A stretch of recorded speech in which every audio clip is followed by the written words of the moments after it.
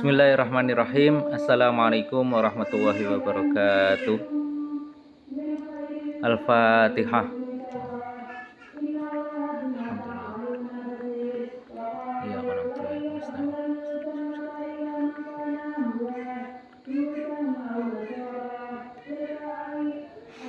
Baik, para pembelajar bahasa Arab, pada kesempatan kali ini kita akan membahas materi terkait dengan ilmul ma'ani. Ya, untuk materinya sendiri adalah taqsimul kalam ilal khobar wal insa. Jadi pembagian kalam yaitu dari khobar dan insa. Yang pertama adalah al-kalamu. Kalam di sini adalah dalam kajian ilmu ma'ani yaitu terdiri dari khobar dan insa. Al-khobar adalah pengertiannya yaitu kalamun yahtamilus sidqa wal kadhiba lidzatihi fa in kanal kalamu mutabiqan lil waqi' kana qailhu shadiqan wa in kana ghairu mutabiqin lahu kana qailuhu kadziban. Jadi kalam khobar itu kalam yang bisa memuat penilaian benar ataupun salah.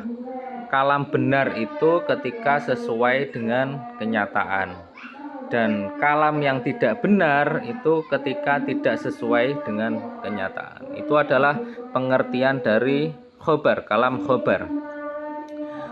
Contohnya yang pertama adalah ar-rizqu wal hirmanu majrohuma bima qadallahu wa ma qaddara. Di sini adalah bentuknya kalimat berita ya.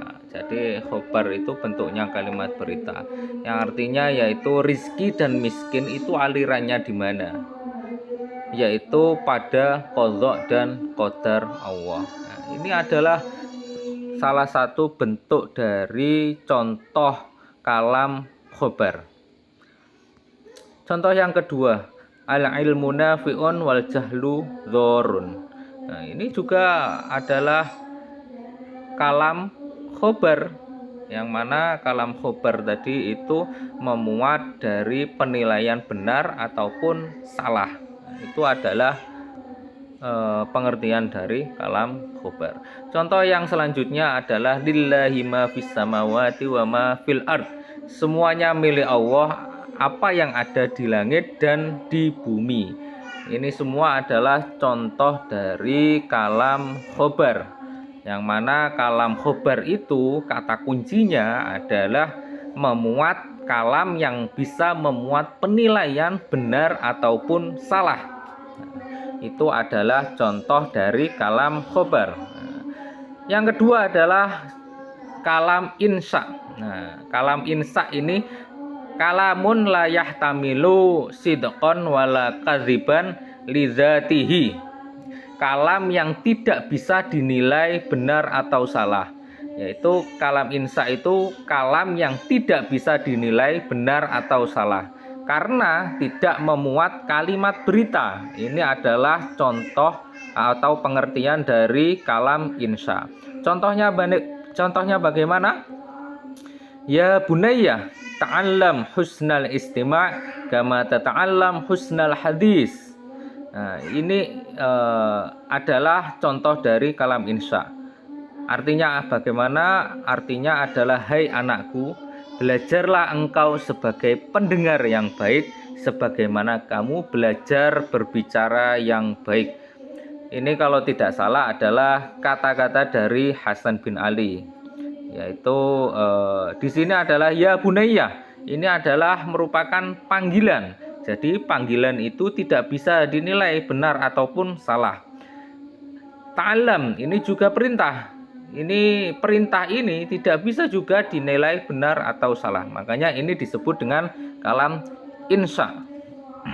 Contoh yang kedua, la tadlubil jaza illa biqadri ma sana'ta. Jangan kamu meminta upah kecuali sekedar apa yang sudah kamu kerjakan. Ini menunjukkan larangan kalimat ini. Jadi ini juga adalah kalam insya, karena tidak bisa dinilai kalam ini benar ataupun salah.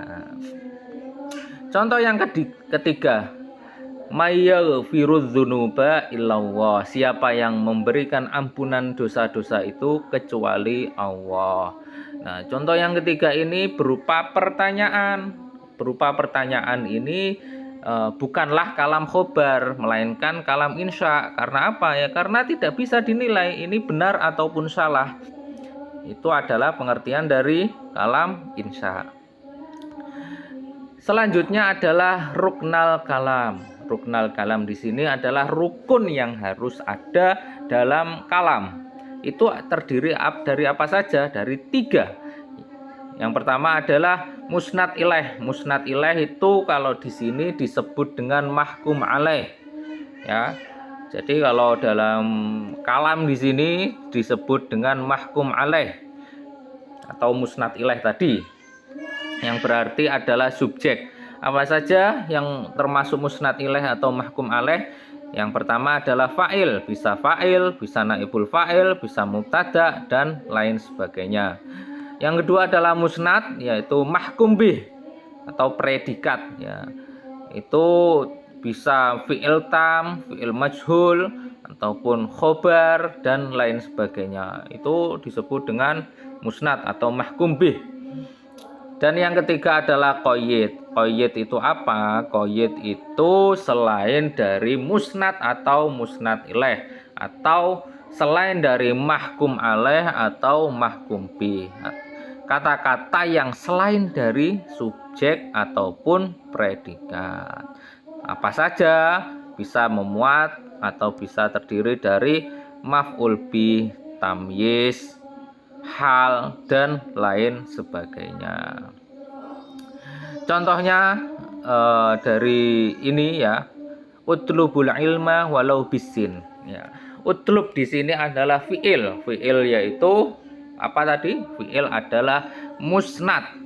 Yang mana musnad atau mahkum bih. Fa'il dari utlub apa? Dhamir mustatir yang diperintah yaitu anta. Ini adalah musnad ilaih atau mahkum alaih. Walau dan bisin itu berarti qayyid. Nah, ini adalah dari sisi balaghahnya. Itu adalah rukun dari kalam. Itu ya. Jadi kalam itu terdiri dari 2, yang mana kalam khobar dan juga kalam insya. Kalam khobar itu memuat penilaian benar ataupun salah. Kalau kalam insya itu kalam yang tidak bisa dinilai benar ataupun salah. Dan rukunnya ada 3, musnad ilaih, musnad dan qayyid. Tuh ya, mungkin itu penjelasan atau pengertian dari kalam ya, kalam khobar dan insya. Semoga bermanfaat penjelasan ini, dan terima kasih. Syukron ala hitimamikum. Wassalamualaikum warahmatullahi wabarakatuh.